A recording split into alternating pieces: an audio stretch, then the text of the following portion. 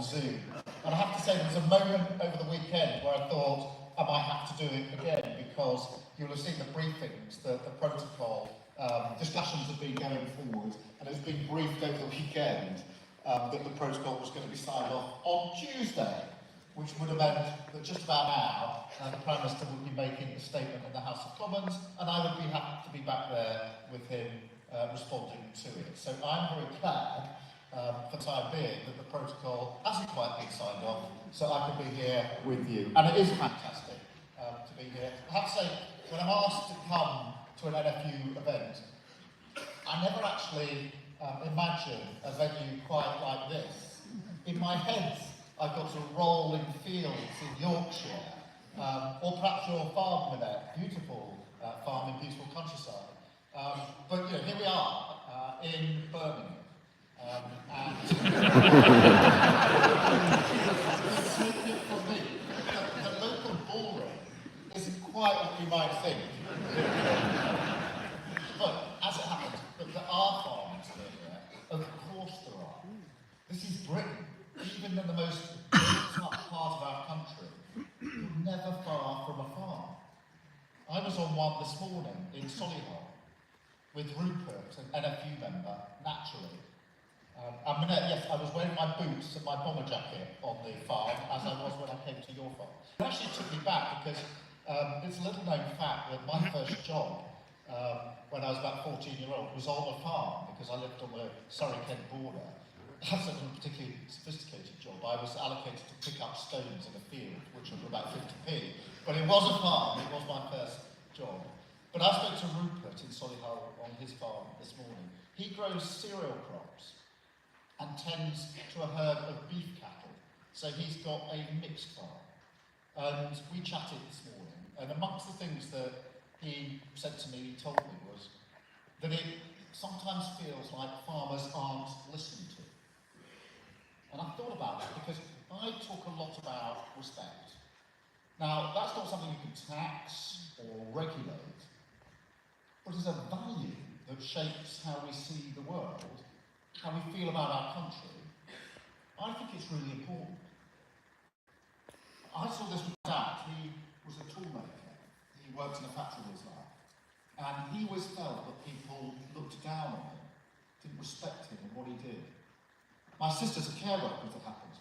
What she feels about the respect shown for her efforts in the pandemic by the government, I'm probably going to not share with you. But my point is this. I obviously go around our country, and I know there's a feeling that politics doesn't respect people. I know there's a sense that decisions which affect communities are taken miles away by people with little empathy for their challenges.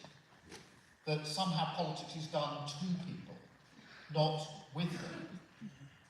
And I know this sentiment is especially strong when it comes to farming and the countryside.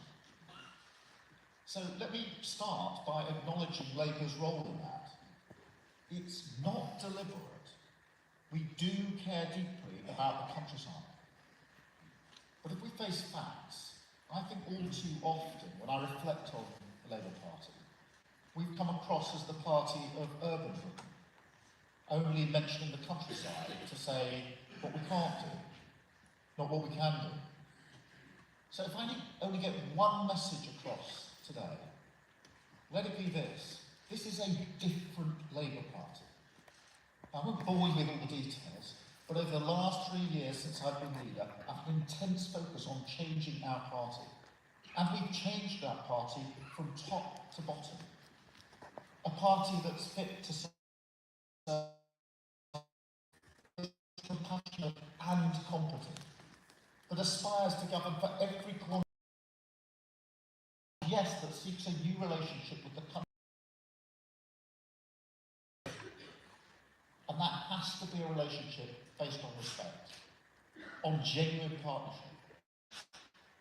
Tony Ganker from the CBI spoke this morning. And Tony knows, and farming is a massive part of that. Nearly 60% of the food we consume. Renewable energy for 10 million homes. custodians of 70% of our land, and of course 4 million jobs. And then there's net zero, a monumental challenge for this industry, but one that you've run towards. Net zero by 2040 across England and Wales is tough, but it's right. A reaffirmation of farming's role as custodians of our natural environment. And, if I may say so, the sort of leadership we need to drive our country forward. I mean, I want to thank you for that leadership and thank this room for that leadership, because it's very, very important. And for your openness in always not only listening to leaders' case, but rightly challenging us when we get things wrong. The best decisions, in my experience, are the ones that are held up to the right light and survive scrutiny, and the worst decisions are the ones that have never been challenged. And let me assure this room, that openness will be reciprocated by my government if we win the election next year. And conference, what I hear from Net, what I heard on the farm this morning, is the same as I hear from businesses across the country. The need for certainty, for stability, for a long-term strategy. And this is not the place to waste words on the government. But make no mistake, they aren't going to get this. They aren't going to understand the chaos that they've caused and what the cost is. I don't think they can change themselves, and they won't change our country. They're part of the broken system that creates that feeling, that lack of respect for communities across Britain. Short-term crisis management instead of long-term solutions. I call it sticking plaster politics. And it's at the heart of so many challenges that rip our country right now. Sessions that fixate Westminster, held back, use low trust in politics as an excuse, and blinkered to the potential of an active setting the direction. We lurch from crisis to crisis, always reacting, always behind the curve, a sticking plaster, never a cure. Unable to raise our sights and nurture a collective sense of mission. And farming is a cut and dry example of this. You're going through a huge transition with the environmental land management schemes. In the main, a good transition. A system that rewards public good is right. We can't lose sight of food production. We can't lose sight of farming as a business. But sometimes, because of the sheer breadth of farming's contribution, its social importance to the environment and nature, to the countryside, its way of life and our national identity, we lose sight of farming's ultimate goal. We need that contribution, and we need sustainable food production. You can have both, and Labour will work with you to get both. The conference won't. I know this shift is everything to British farming. The stakes are so high, livelihoods are on the line. Rolling these schemes out well is the difference between viable farming businesses and abandoned farms. We can't have underspends in the allocated money. We can't have farmers struggling while they wait for the right SFI standards to be announced. We can't have everyone burnt out by the bureaucracy and constantly moving goalposts. It's too important, especially now in this trading environment. Your input costs, energy, fertiliser, feed, gone through the roof. But the market pressure, the social pressure, which comes with rising food prices, that still remains. You don't need me to tell you all about that. That every day seems to bring a new existential risk to British farming. From bovine TB to avian flu and dramatic changes to our climate. All that losing a farm is not like losing any other business. It can't come back. That's why the lack of urgency from the government, the lack of attention to detail, the lack of long-term planning, it's not on. You deserve better than that. You deserve a government that listens, that heeds early warnings, that shows the level of ambition needed to tackle the challenges you face. This is the country that developed a vaccine for the world in less than 18 months. And yet it's nearly 15 years since the threat of bovine TB escalated sharply across the countryside. Are we really saying an active government, a government with a purpose, couldn't do better than that? No. It's sticking past to politics. A way of governing Britain that will end with my Labour government. The conference, here's the challenge.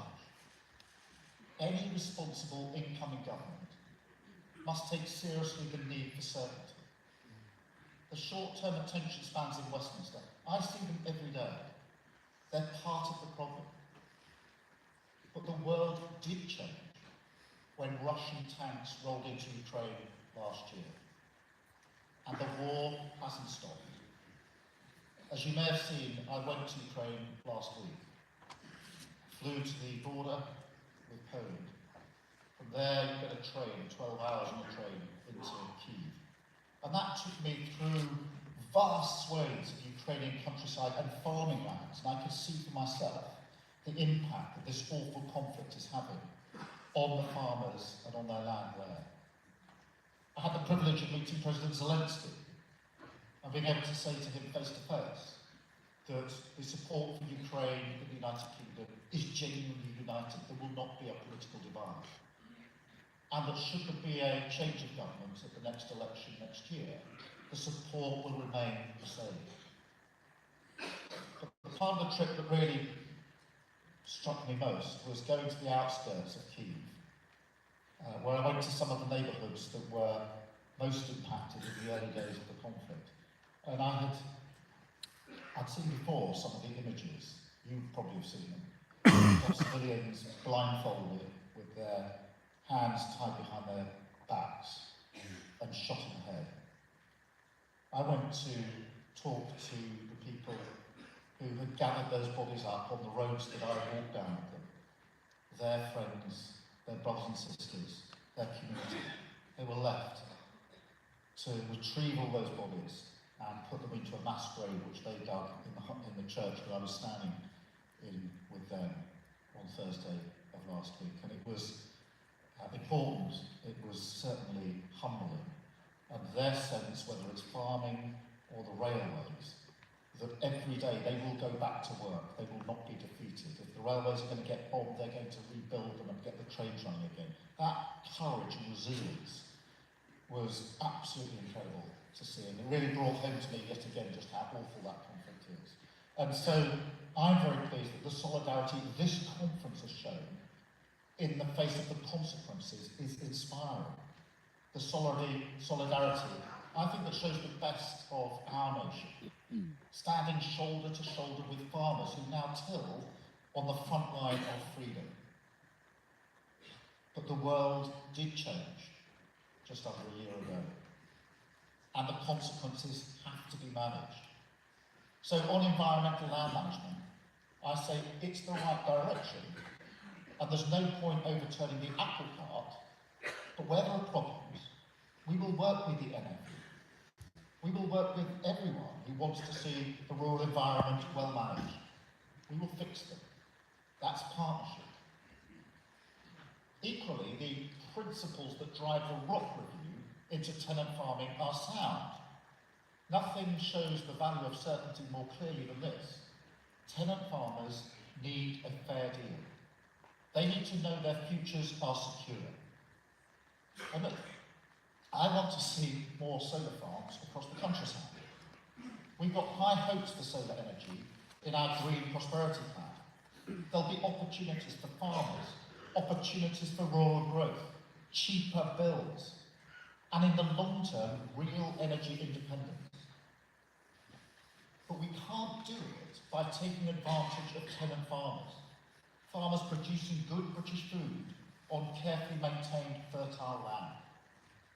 They can't plan properly if the soil beneath their feet isn't secure. It's a huge barrier to planned sustainable food production. and we've got to give them a fair day. We've got to use our land well. Got to do it, conference, because we need food. The world has changed. Feeding a changing world, that's the strapline here today. And it's true. That's the challenge. What's happened to energy production since the war broke out shows where this is headed. All around the world, businesses are looking again at the resilience of their supply chains, reacting to the crises we face and will face in the future. And countries must do the same. This is not protectionist. It's the reality of delivering national resilience in our era. The former Director General of MI5, Baroness Eliza Manningham-Buller, has said that food supply, in her words, is part of our national security. She's right. Food security is national security. That's become very clear in the last 12 months. That's why the Labour Party is committed to buying, making and selling more in Britain.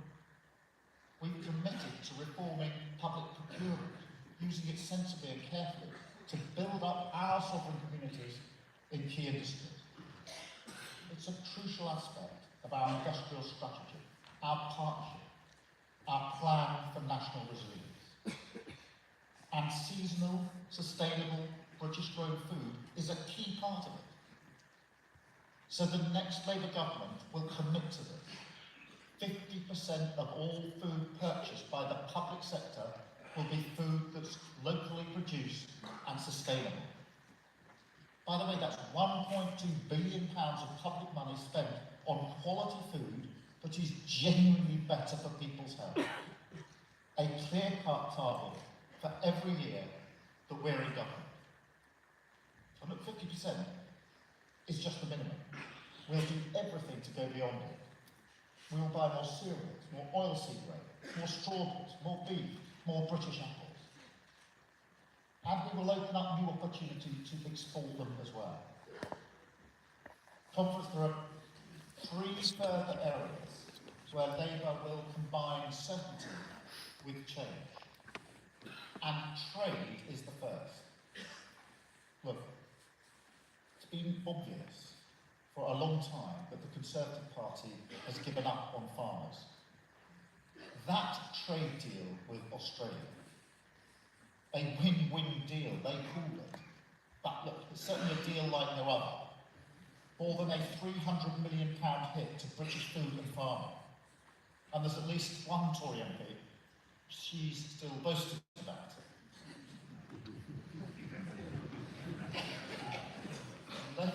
Labour's approach to trade will be very different, I can promise you that.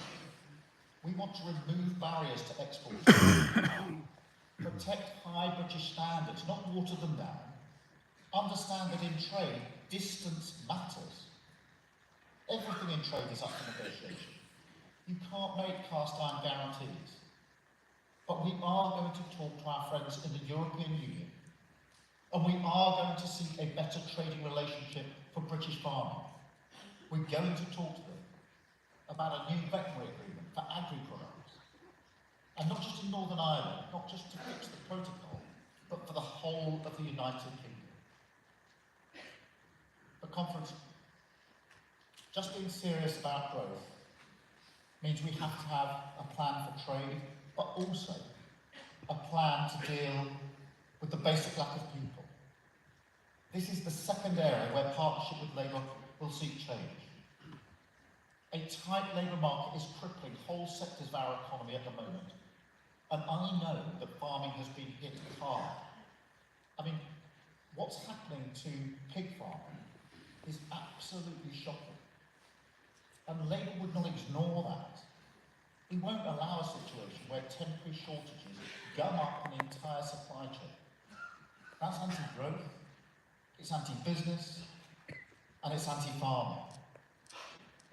Equally, of course, I know the seasonal nature of farm work makes it unique, and that the seasonal worker route is a distinctive solution to a distinctive challenge. And we're pragmatic on that as well.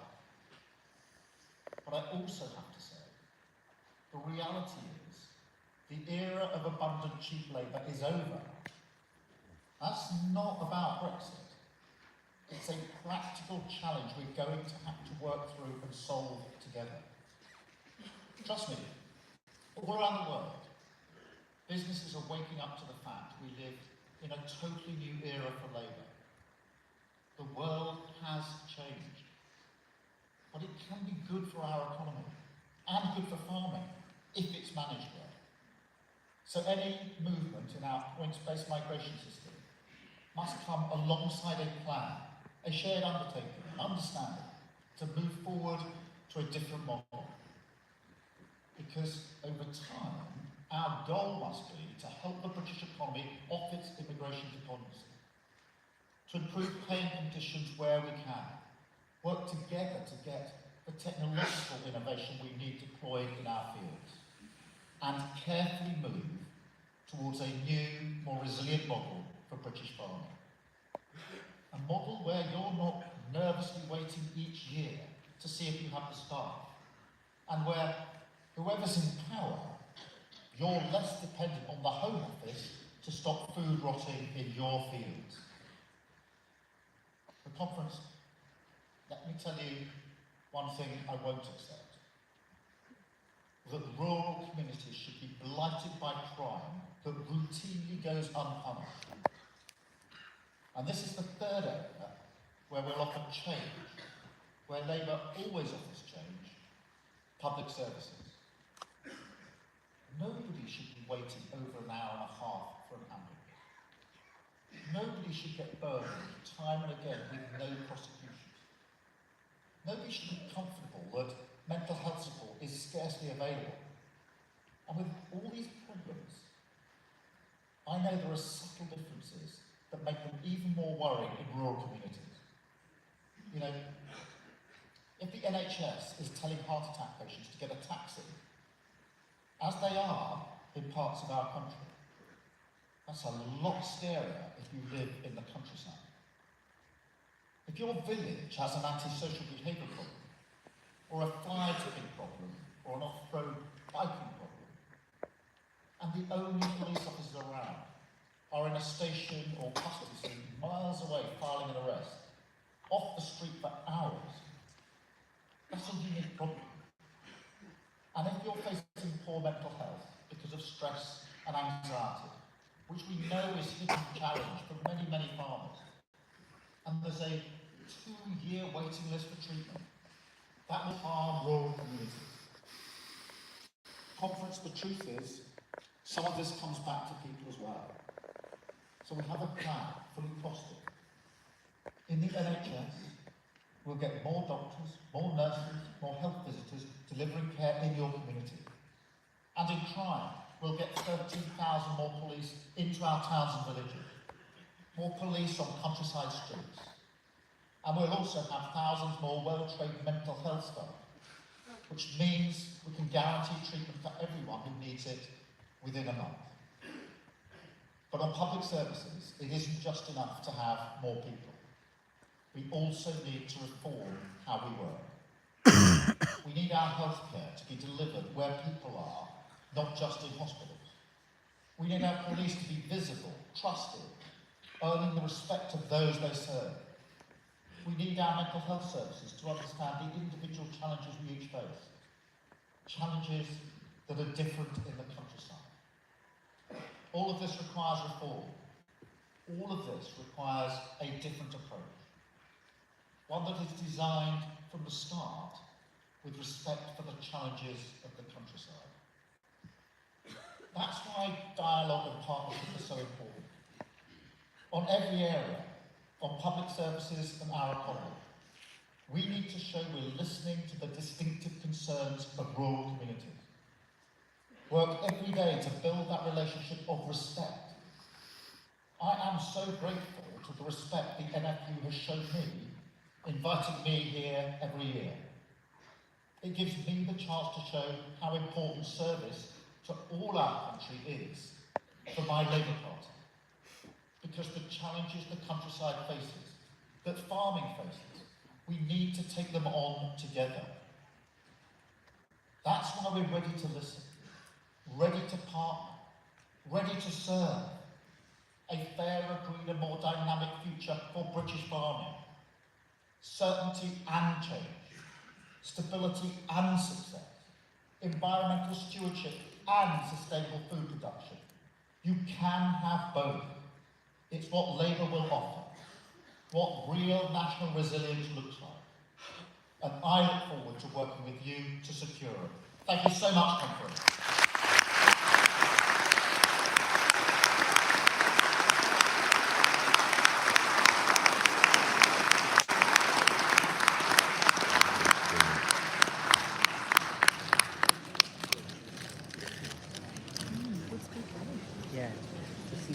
Kier, thank you. I'm now really up against it with the questions, so we will need to be as quick as we possibly can. And if I could have Mark Gorton and Helen Crinkle to the microphones, please. And I'll kick it off. You talked, Kier, about the challenges of trade deals that they potentially will have, and we heard indeed Jim McMahon this morning on the radio talking about the challenges of the Australian trade deal and being extremely critical. I guess what lessons do you take from this, and what would a Labour government change? Well, look, thank you, Manette, for starting with that. Of course we want to trade across the world. We want to be able to export, and therefore we want to reduce barriers. But we have to be really clear, I think, about standards and high standards. I think one of the biggest concerns about trade deals now we've left the EU is that there's a tendency, an inclination to drive standards down in order to get deals. And that is the wrong approach. We have to be clear that there have to be high standards wired in to our trade agreement. That's why I am concerned about the Australian trade deal, because I do think it will do real harm to farming here, to rural communities. So yes, we want trade deals. Yes, we want to reduce barriers to those that need to want to export. We need to keep our standards high. We were the champions of high standards. We have very high standards in this country.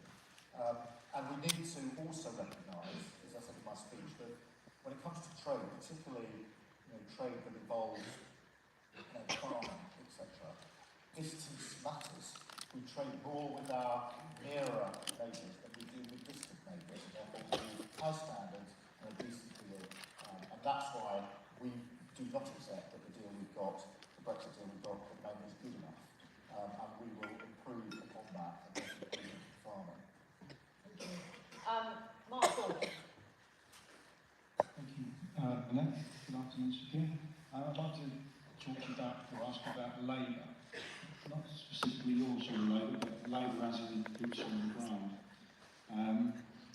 I'm from the poultry sector, but we probably speak on behalf of the livestock sector, in that we need workers 24/7, 365 days a year to do hard, manual, difficult jobs that unfortunately over the last 3 or 4 years since Brexit we've found that it's very, very difficult, if not impossible, to recruit those workers from the national labour force. So what can you tell us, Sir Kier, that you would do in government to help resolve that problem? Mark, let me first start by acknowledging the problem. I think whichever particular sector of farming you're in, there tends to be a problem. Whether it's pig farming, whether it's poultry, whether it's picking apples and fruit. And things are now worse than they were. This has never been easy. We've talked to farmers for many years now. This is always an issue, the seasonal workers issue. It's got a lot more acute in the last few years. And I don't think that we should take steps that inhibit you getting the staff you need, the labourers you need right now. So we don't want to gun this up even more than it is already. Therefore, we'll be pragmatic about it. But as I said in my speech, and this is a conversation we need to have together.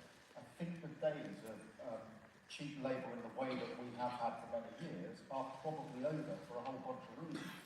And therefore, we need to work together to find a different way forward.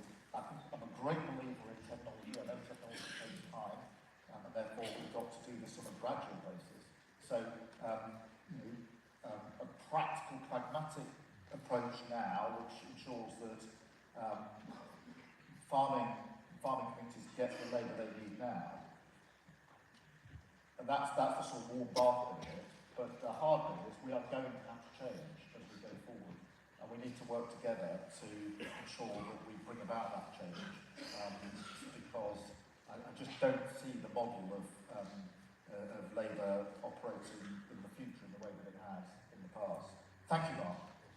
Just to be really, really clear though on that point, we are a highly regulated sector, and this is not a low pay sector at all. Indeed, the seasonal worker scheme that was outlined this morning is absolutely in line with the national living wage. The scheme that was outlined last year, the seasonal agricultural worker scheme, was set above our own national living wage. So, many guys, these guys had to absorb huge cost at their own business expense to pay a higher rate of pay. So I think it's really important that we don't see this sector as low pay. I think there are challenges in getting a fair return for what we're producing, which is a massive issue right now.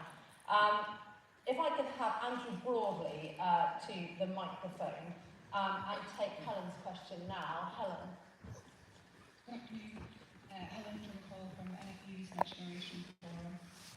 So Kier, I believe under a Labour government, public rights over private land will be extended through right to roam. Are you aware of how disastrous this will be for urban fringe farmers like myself, who the general public already cause a lot of issues? An extension of right to roam could essentially write off productive livestock fields in our area, especially during sensitive times in the farming calendar. This is both from an animal welfare and farm safety perspective.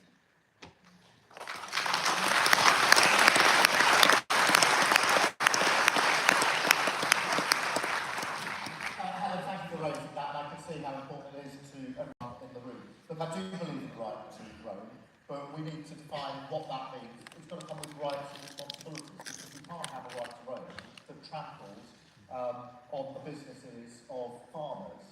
And therefore, whatever we do on this, Helen, and everybody in this room, we will do it in conjunction with you. We'll have that discussion. How does this look? What are the rights and responsibilities? People do want freedom to be able to walk across our fantastic countryside. But it's got to come with responsibilities, because we can't have any right to roam that interferes with the business viability interests of farmers. So I tell you today, I'm very happy to work with you on this, rather than to press ahead of it with it on our own, to talk through what that looks like, what the framework that might be, so that you have the sense of comfort and security that this is something which doesn't have the impact, which you obviously feel from the reaction, Helen, to your question. So yes, I believe the partnership working as described means what that might look like, so that you can say this is how it should be shaped, so that it doesn't impact infringe on the very legitimate concerns that you're raising today. I think it'd be fair, there isn't time to debate it now, but from this room you heard it, and the huge concerns over livestock worry, indeed livestock slaughter from dogs that are on the loose.